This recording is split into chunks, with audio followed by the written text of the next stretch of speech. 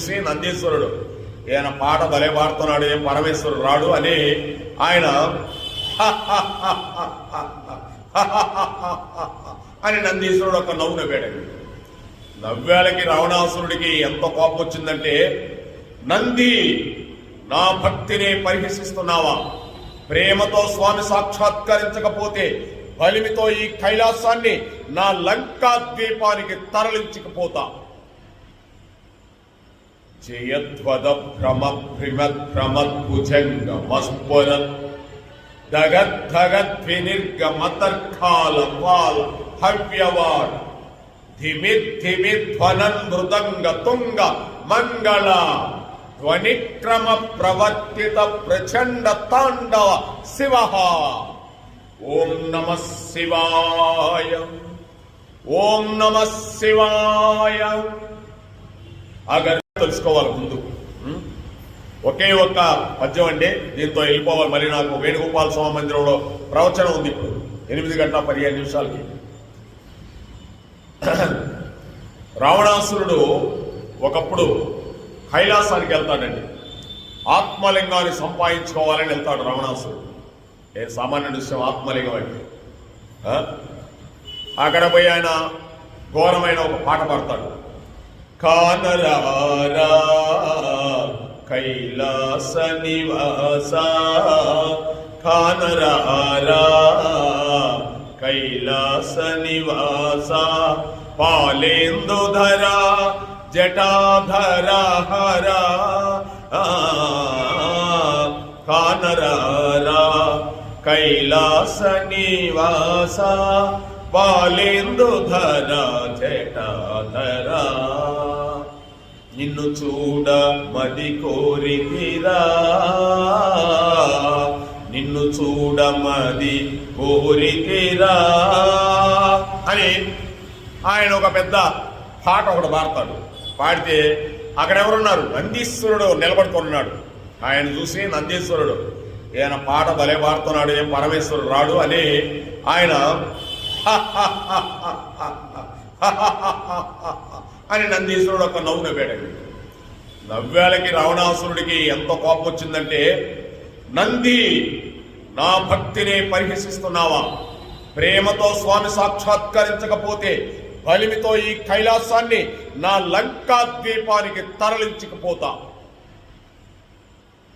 జయధ్వద భ్రమ భ్రిమద్ భ్రమద్భుజంగ మస్ఫురత్ దగద్ధగద్వినిర్గమతర్కాల పాల హవ్యవాడ్ ధిమిధ్వనన్ మృదంగ తుంగ మంగళ ధ్వనిక్రమ ప్రవర్తిత ప్రచండ తాండవ శివ.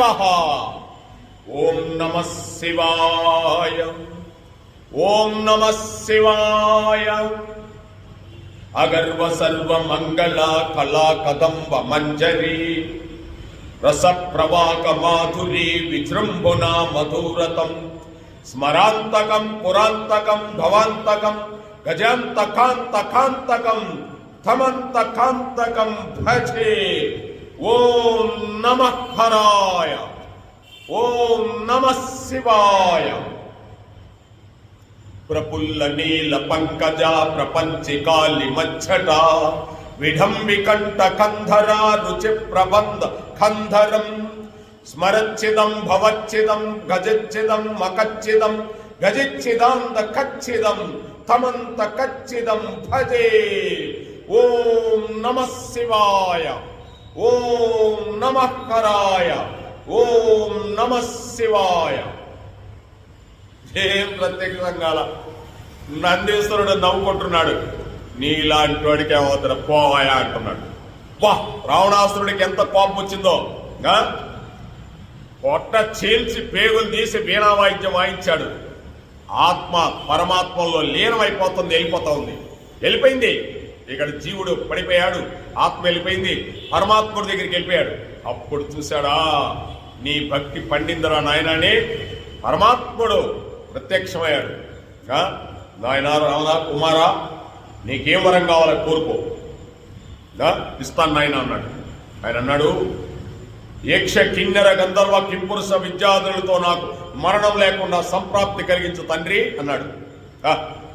నరుడు వానరుడు నన్నేం చేస్తున్నాడు అనుకున్నాడు. నరుడు రూపంలోనే కృష్ణ పరమాత్ముడు రామచంద్రుడిగా వచ్చాడు, వానరుడు రూపంలోనే పరమేశ్వరుడిగా వచ్చాడు. రావణాసురుడి లంకా నగరాన్ని ధ్వంసం చేసి వెళ్ళిపోయాడు. చూసారా, ఇక్కడ వరం ఇచ్చాడు, అక్కడ లంకా నగరం దహనం చేశాడు. భగవంతుడు కోరికలకి లాభం లేదండి. కోరికలకి లాభలే, కోరికలు అడగకూడదు. భగవంతుడి మీద ప్రేమ ఉండాలి, కృష్ణ పరమాత్ముడి మీద. రావణాసురుడి కోరికల వల్ల చనిపోయాడు. ప్రతి ఒక్కరూ కోరికల వల్లే చనిపోతారు. పెద్ద పెద్ద వాళ్ళింది, పెద్ద లేదు చిన్న లేదు. అందుకోసం రంగులు పూసుకొని ఎగిరి ఇంత మాత్రాన కోరికల కోసం చేస్తే కుదరదు. ఆ కోరికల్లో పడిపోతుంటారు మహామహులు కూడా. ఆ కోరికలు లేకుండా భగవంతుడి మీద అనన్యమైన భక్తితో ఉండే మాత్రమే ఈ లోకంలో భగవంతుడు చేరుకోగలరు. కృష్ణం వందే జగత్.